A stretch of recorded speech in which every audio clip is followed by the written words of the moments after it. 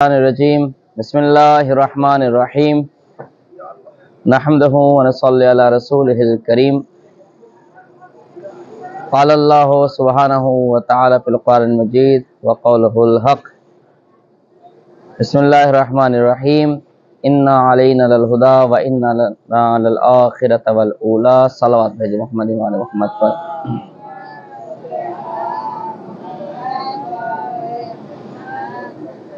محترم سامعین کرام، الحمدللہ ہم سب کی خوش نصیبی ہے کہ آج ہم لوگ سامرہ مطہرہ میں بیٹھے ہوئے ہیں۔ امامین عسکرین کے روزے مبارک پر مجلس عزا کا انعقاد کیا جا رہا ہے، اور آج ہمارے استاد محترم مولانا صابر علی عمرانی صاحب کی جانب سے ان کی والدہ کی طرف سے مجلس کا انعقاد ہے خصوصی طور پر، اور جن مومنین نے بولا ہے ان کی طرف سے جو شامل ہونا چاہتا ہے تو ایک مرتبہ سورہ حمد، 3 مرتبہ سورہ توحید کی تلاوت فرما کر اپنے اپنے مرحومین کی روح کو ایصال فرما دے۔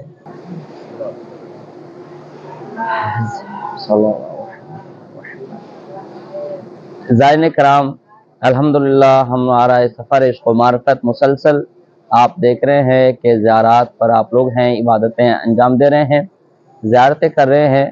اب الحمدللہ ہم عظیم مقام پر تشریف فرما ہیں، ان ہادیان برحق کی بارگاہ میں جن کو اللہ نے منتخب کیا ہے اور تمام عالم انسانیت کے لیے، پوری کائنات کے لیے ہدایت کا انتظام کیا ہے، کیونکہ ہدایت کی ذمہ داری اللہ نے اپنے ہاتھوں میں لی ہے اور آخرت کا اختیار بھی اسی کے ہاتھوں میں ہے۔ تو آج ہم اس عظیم جگہ پر ہیں جو 10ویں امام علی نقی علیہ السلام کی بارگاہ کہلاتی ہے۔ 11ویں امام حسن عسکری السلام کی بارگاہ میں ہے۔ سامرہ کو پہلے سرہ من رائے کہا جاتا تھا۔ اس کا مطلب یہ ہوتا تھا کہ کوئی شخص دیکھے تو خوش ہو جاتا تھا۔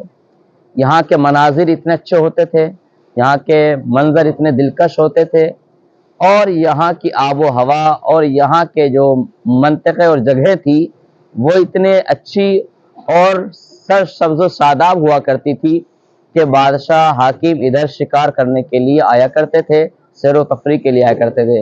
ایک تو دجلہ کا کنارہ، پھر یہاں انگور کے باغات، سامرہ کے انگور مشہور ہیں، اور دیگر یہاں کی جو ہے سبز و شادابیاں ہوتی تھی، جس کی وجہ سے یہاں پر ایک منظر ہوا کرتا تھا، دلکش لوگوں کے دل لگتے تھے۔ تو سیر و تفریح اس وجہ سے اس کو سرہ من رائے کہا جاتا تھا، لیکن کثرت استعمال کی بنا پر اس کو سامرہ کہا جانے لگا۔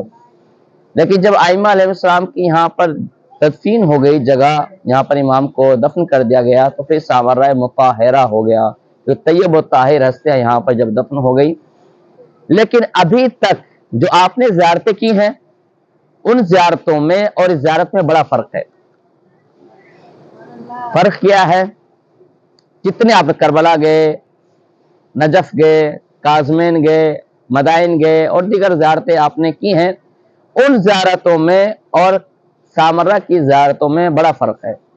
کیا ہے فرق؟ یہ ہے کہ جن زیارتوں پہ آپ ابھی تک گئے ہیں وہاں پر اماموں کو لے جا کر دفن کیا گیا ہے، زمین تھی، امام کو وہاں پر دفن کر دیا گیا۔ لیکن سامرہ وہ واحد جگہ ہے کہ جہاں پر امام کو کسی قبرستان میں یا کسی جگہ پر دفن نہیں کیا گیا، بلکہ یہاں اماموں کو خود ان کے گھر میں دفن کیا گیا ہے۔ یعنی آپ دو چیزوں سے شرفیاب ہو رہے ہیں، ایک تو امام کے روزے سے مشرف ہو رہے ہیں، دوسرا امام کے گھر سے مشرف ہو رہے ہیں آپ۔ یعنی آپ امام علی نقی کے گھر میں آ رہے ہیں، امام حسن عسکری السلام کے گھر میں آ رہے ہیں، امام زمانہ علیہ السلام کے گھر میں آ رہے ہیں۔ یعنی روزے کی زیارت کے ساتھ ساتھ آپ ان کے گھر کی بھی زیارت کر رہے ہیں۔ تو امام علی نقی السلام کا گھر یہی تھا، امام حسن عسکری السلام کا جہاں پہ زمانہ کی ولادت ہوئی، یہی وہ گھر تھا کہ جہاں پر امام کی ولادت ہوئی ہے۔ تو یہ فرق ہے۔ تو جب انسان کسی کے گھر جاتا ہے تو کیا منہ اٹھا کر ایسے داخل ہو جاتا ہے؟ ایسے تو داخل نہیں ہو سکتا نا، ادب کے بھی خلاف ہے اور بے تہذیبی کہلاتی ہے، اور کوئی بھی اپنے گھر میں کسی کو ایسے داخل نہیں ہونے دیتا جب تک گھر والا اس کو اجازت نہ دے دے. یعنی گویا کہ آپ کا سامرہ میں آنا اور اس روزے میں داخل ہونا اور اس گھر میں آنا اس بات کی دلیل ہے کہ تینوں امام آپ کو اجازت دے رہے ہیں.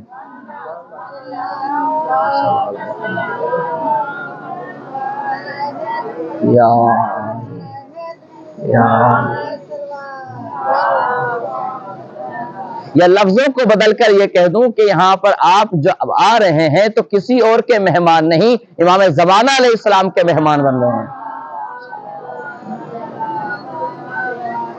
اپنی تقدیروں کو سلام کیجئے، اپنے حوصلوں کو سلام کیجئے، اپنی ہمتوں کو سلام کیجئے.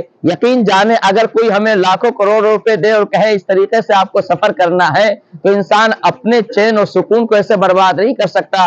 اس لیے کہ یہ ایک مومن کی علامت ہے، اسے پتا ہے کہ سکون قلب جو ہے مومن کو کہاں پر ملتا ہے.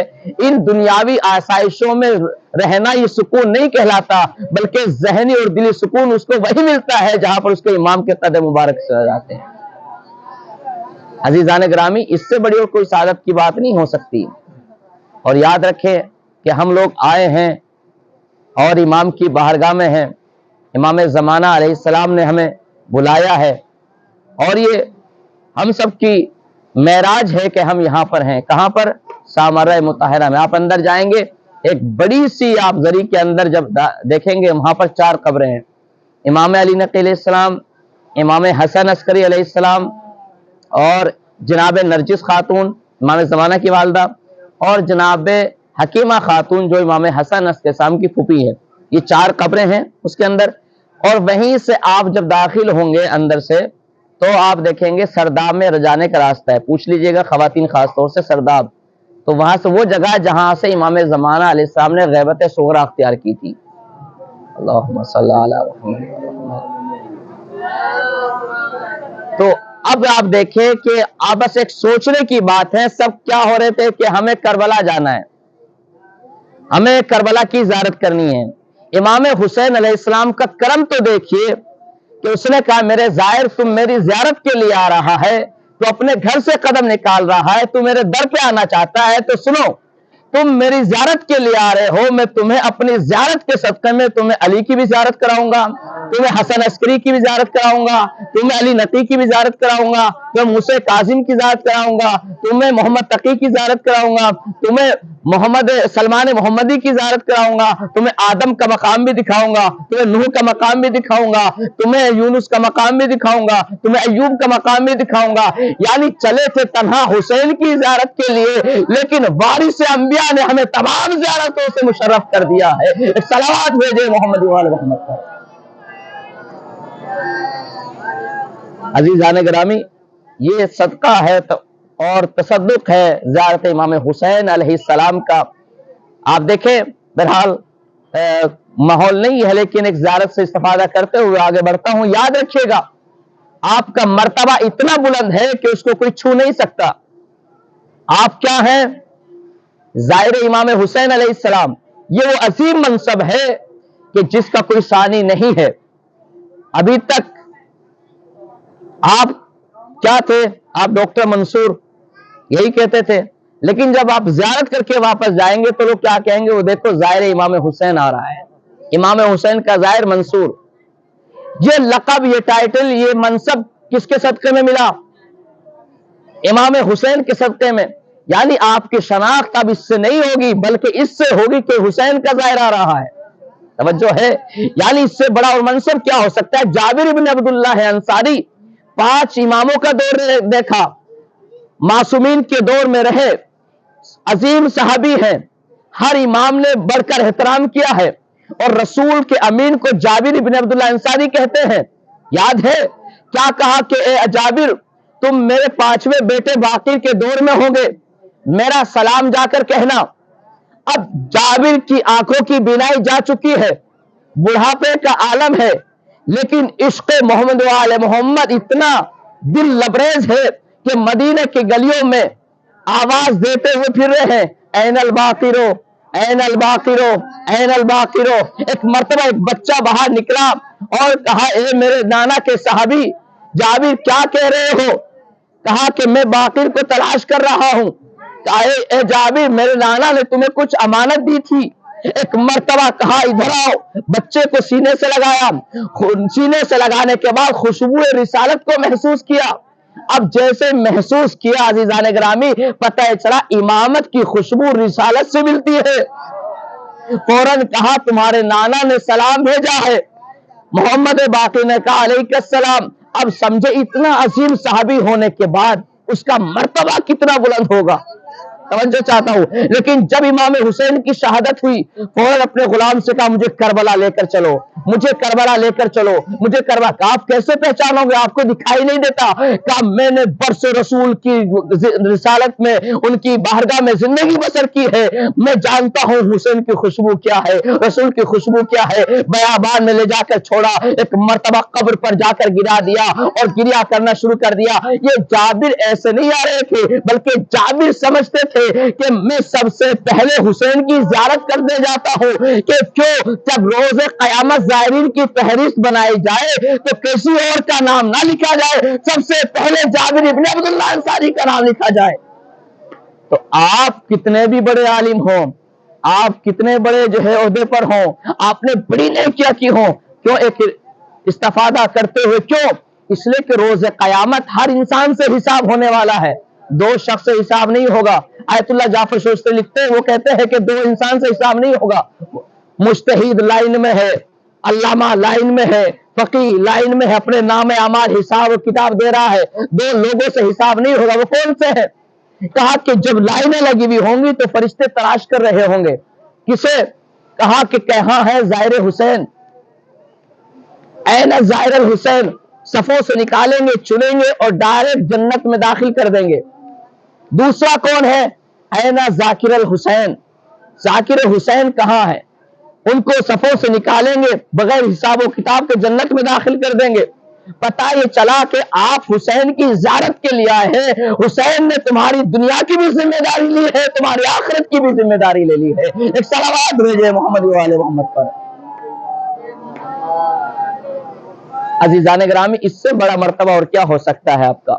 اور دیکھیں جب زائر امام حسین علیہ السلام اپنے گھر سے قدم نکالتا ہے نا, بس آخری روایت اور اب ربط مسائل, جب اپنے گھر سے قدم نکالتا ہے تو 70,000 فرشتے اس کا استقبال کرتے ہیں. اللہ کہتا ہے کہ میرے رسول کے نواسے کا زائر آ رہا ہے, اس کا استقبال کرو.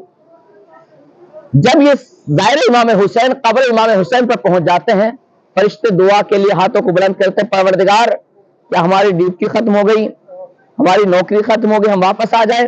پھر آواز قدرت آتی کہ نہیں, جب تک یہ زائر امام حسین علیہ السلام اپنے گھر واپس نہ چلا جائے تم پر لازمی ہے اس کی حفاظت کرتے رہو. توجہ ہے؟ اب یہ زائر امام حسین جو اپنے گھر کی دہلیز پر قدم رکھتا ہے, پھر وہ 70,000 فرشتے اپنے ہاتھوں کو بلند کرتے, پروردگار کیا ہماری نوکری ختم ہو گئی, کیا ہماری ڈیوٹی ختم ہو گئی؟ پھر آواز قدرت آتی کہ نہیں, آپ نے محسوس کیا کیا کمال ہے زائر امام حسین السلام کا؟ پھر اللہ کہتا ہے نہیں, جب تک یہ زائر امام حسین زندہ ہے تم پر لازمی ہے اس کے گھر کی گداگری کرتے رہو, اس کے گھر کی نوکری کرتے رہو.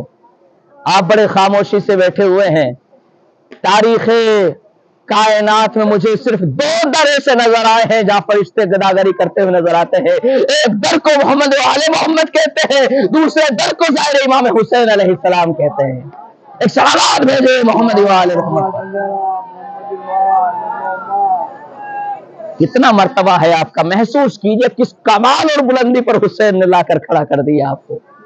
عزیزان گرامی, اور جب اس کی موت ہو جاتی ہے, یہ دنیا سے کوچ کر جاتا ہے, پھر یہ فرشتے دستے دعا بلند کرتے, پروردگار کیا ہماری نوکری ختم ہو گئی, ہم واپس آ جائیں؟ پھر آواز قدرت آتی کہ نہیں, جب تک یہ زائر امام حسین علیہ السلام روز محشر محشور نہ کر دیا جائے تم پر لازمی ہے اس کے لیے استغفار کرتے رہو, اس کے لیے درود پڑھتے رہو.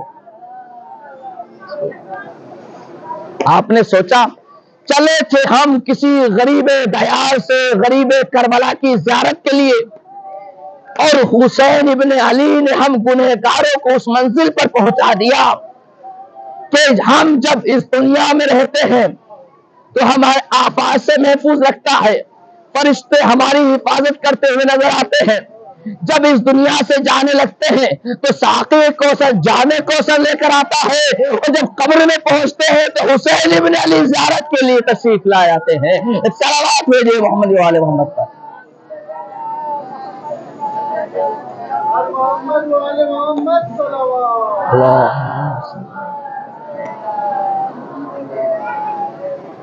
اس لیے کہ رسول نے فرمایا من زارنا فنزورہ، جن لوگوں نے ہم اہل بیت علیہ السلام کی زیارت کی، ہم اہل بیت علیہ السلام اس کی زیارت کریں گے۔ آپ دیکھیں کس کمال پر ہے، شرط یہ ہے کہ وہ کردار آپ کا ہونا چاہیے۔ حسین نے آپ کو پاک و پاکیزہ بنا دیا ہے، اب آپ کی ذمہ داری ہے اپنے آپ کو اس طریقے سے واقعی رکھنا ہے۔ ایسا نہ ہو یہاں سے جانے کے بعد پھر وہی دنیاوی باتیں، وہی دوسروں کی چغلیاں، وہی غیبتیں، وہی دوسروں کا حق غصب کرنا، وہی دوسروں کو کوسنا، دوسروں کو جو ہے برا بھلا کہنا، دوسروں کی چیزوں کو بغیر بلا وجہ استعمال کرنا، بہت ساری باتیں بغیر کسی کے کچھ، بہرحال کسی کو اذیت دینا، ایسا نہ ہو۔ حسین نے تو اپنا کام کر دیا ہے، آپ کو پاک و پاکیزہ بنا دیا، شفاف بنا دیا ہے، آپ سے بہتر کوئی نہیں ہے۔ اب آپ کو بھی یہ دکھانا ہے کہ ہاں میں بھی ظاہر امام حسین علیہ السلام ہوں۔ اور وہ کیسے پتا چلے گا؟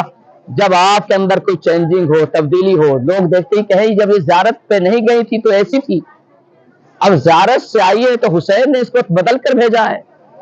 آپ کی گفتار میں تبدیلی ہو، آپ کے کلام میں تبدیلی ہو، آپ کے بیٹھنے میں تبدیلی ہو، آپ کے ملن ساری میں تبدیلی ہو۔ اگر بھائی بھائی سے نہیں بولتا ہے تو جا کر یہاں سے بھائی سے گفتگو کرے کہ میں عباس اور حسین سے مل کے آ رہا ہوں، دونوں بھائیوں کی زیارت کر کے آ رہا ہوں، ان دونوں بھائیوں سے سبق لے کے آ رہا ہوں۔ اگر کوئی بہن بھائی سے نہیں بولتی تو جناب زینب حسین کا یہ جو آپ کربلا کا سفر طے کر رہے ہیں کہ ہم وہ سبق وہاں سے کربلا سے لے کر آ رہے ہیں، جا کر ملیں۔ ملنے سے جھکنے سے انسان کم نہیں ہوتا، اس کی وزن بڑھتا ہے، اس کی عظمت بڑھتی ہے، اور اللہ اس کو قبول کرتا ہے۔ کیا درجہ دیا جائے گا آپ کو محسوس بھی نہیں ہوگا۔ اگر کوئی رشتہ دار دوسرے رشتہ دار سے نہیں بولتا، جا کر کلام کرے، وہ نہیں آیا ملنے، کوئی بات نہیں، آپ پہنچ جائے۔ یہ ہے حسن اخلاق، یہ ہے اصلاح معاشرہ، اصلاح بین الناس، جس کی بڑی تاکید کی گئی ہے۔ تو یہی زیارت ہے، اصل زیارت یہی ہے جو آپ یہاں سے سب سیکھ کر جائیں گے۔ تو انشاءاللہ جب آپ جائیں گے تو لوگوں کو پتہ چلے گا کہ ہاں یقیناً حسین ان کو بدل کر بھیجا ہے۔ وہ حسین جس نے شب عاشور چراغوں کو بجھا کر 72 لوگوں کو حسین بنا دیا تھا۔ آپ دیکھیں، ایک مثال دے دوں، شاید کہ مجھے موقع نہ ملے آپ کے سامنے بیان کرنے کا، کہ دیکھیں ہر انسان یہاں پر آیا، ابھی بہت سی مائیں بہنوں نے کہا کہ ہمیں کپڑا دے دے، ہمیں وہ کرنا ہے، مس کرنا ہے۔ ہر انسان یہاں سے تبرک لے کے جب جائیں گے آپ تو آپ تبرک یہاں سے کچھ نہ کچھ کپڑا تو لے کر مس کر کے جائیں گے۔ آپ وہ کپڑا کیا کریں گے؟ اس کو سنبھال کر رکھیں گے۔ کیوں؟ حسین کی ذریعے سے مس ہو کے آیا ہے، عباس کے ذریعے سے مس ہو کے آیا ہے، علی کی ذریعے سے مس ہو کے آیا ہے۔ کبھی اس کو جزدان میں رکھیں گے، کبھی قرآن میں رکھیں گے، کبھی الماری میں رکھیں گے، کبھی اس کو مصلے میں رکھیں گے، کبھی اس کو پاکیزہ جگہ پر رکھیں گے۔ کیوں؟ امام حسین کی ذریعے سے مس ہو کے آیا ہے، مولا عباس کی ذریعے سے مس ہو کے آیا ہے۔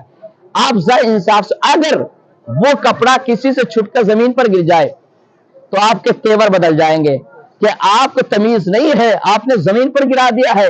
یہ حسین کی ذریعے سے مس ہو کے آیا ہے، عباس کی ذریعے سے مس ہو کے آیا ہے۔ فوراً اس کو اٹھائیں گے، کبھی لبوں پہ لگائیں گے، کبھی آنکھوں پہ لگائیں گے، کبھی اس کو چومیں گے۔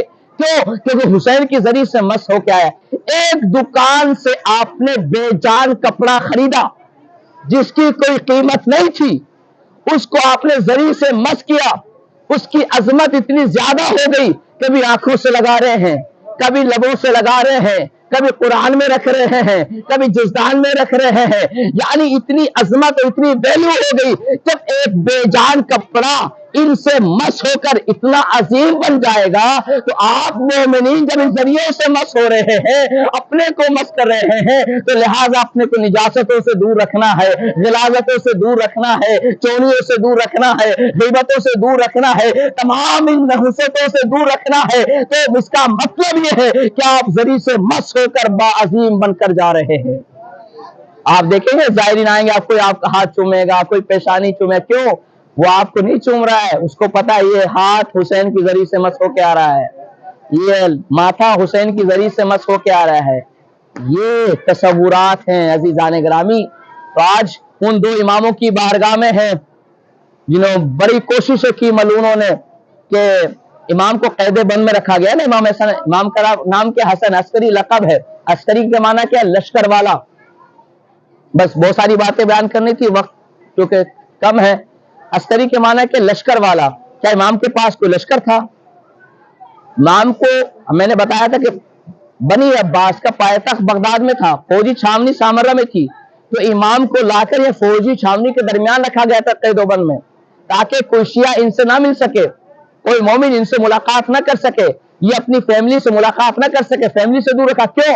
تاکہ ان کو پتا تھا کہ 12 جانشین ہوں گے، جب 12واں پیدا ہوگا تو ظلم کا خاتمہ ہوگا، تو لہٰذا ان کو ان کی فیملی سے دور رکھا جائے تو 12ویں کی ولادت ہی نہ ہونے پائے۔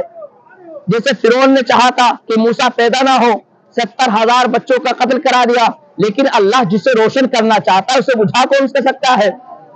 قحط پڑ گیا، لوگ پریشان ہو گئے، اللہ نے سبب بنایا، امام قید سے باہر آ گئے، دعا مانگی، بارش ہو گئی۔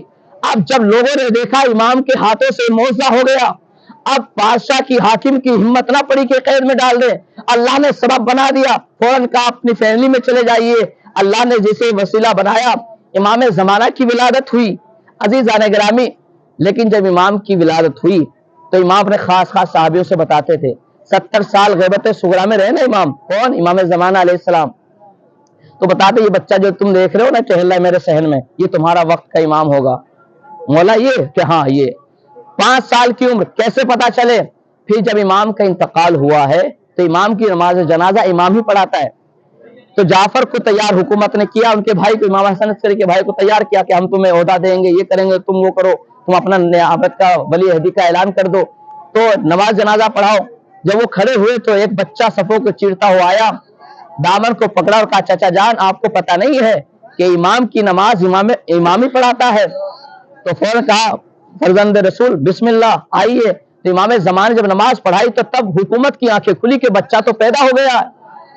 پھر امام نے غسل و کفن اور نماز جنازہ پڑھانے کے بعد اور جب دفن کرنے کے لیے آئے تو دفن کرنے کے بعد امام فوراً اپنے گھر کے سردام میں گئے، پھر وہاں سے غیبت صغریٰ اختیار کی امام نے 70 سال تک۔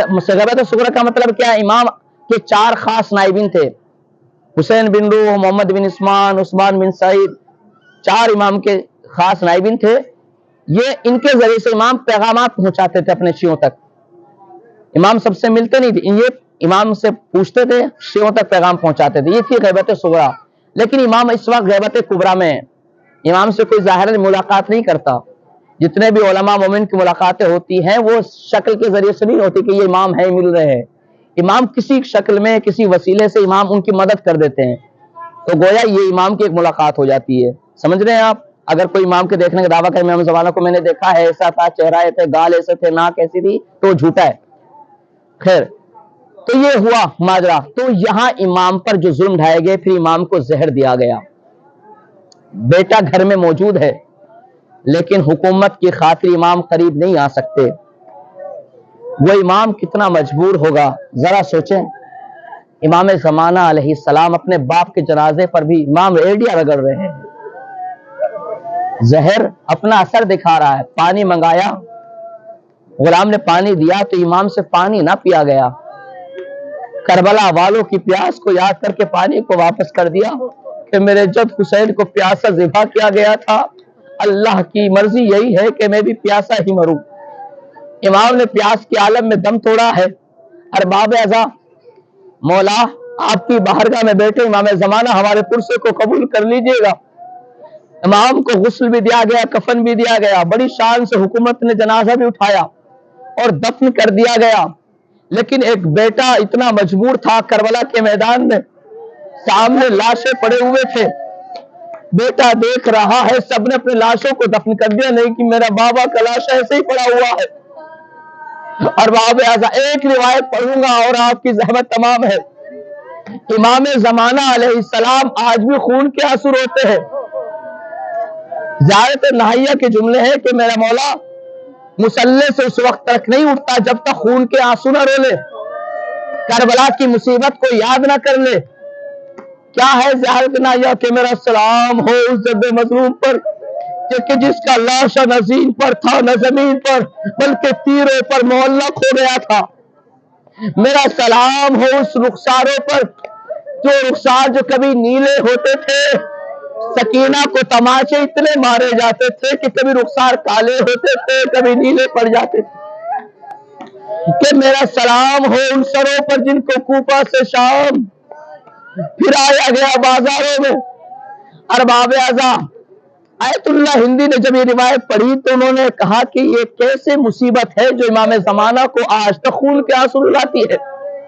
میں اپنے مولا سے پوچھوں گا یہ کون سی مقتل ہے، کون سی جگہ ہے، کون سی روایت ہے، کون سی وہ شہادت ہے جس پر میرا امام خون کے آنسو روتا ہے۔ مسجد صحرا میں گئے، 40 منگل تک عمل کیا۔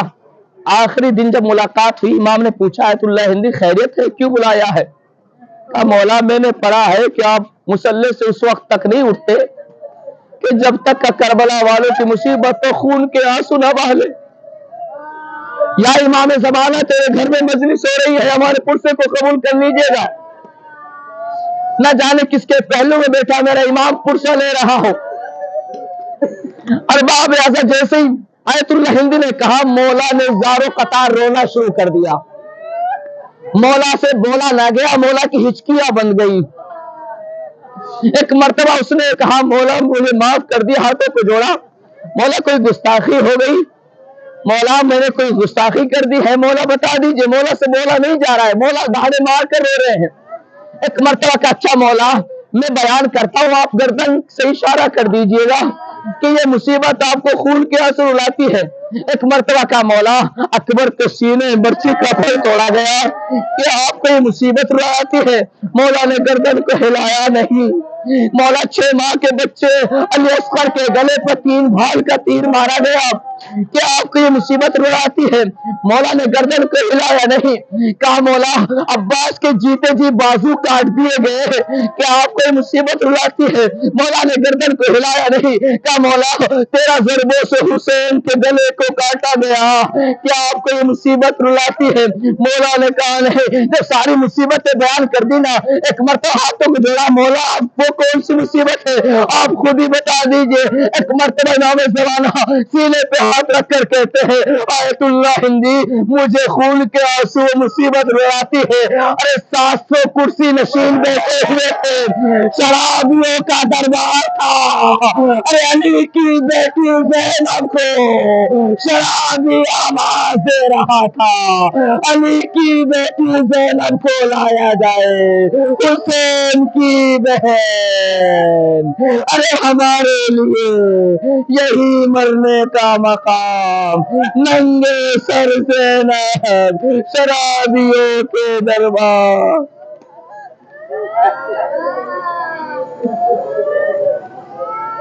سَيَعْلَمُ الَّذِينَ ظَلَمُوا أَيَّ مُنقَلِبٍ يَنقَلِبُونَ اِنَّا لِلَّهِ وَإِنَّا إِلَيْهِ رَاجِعُونَ۔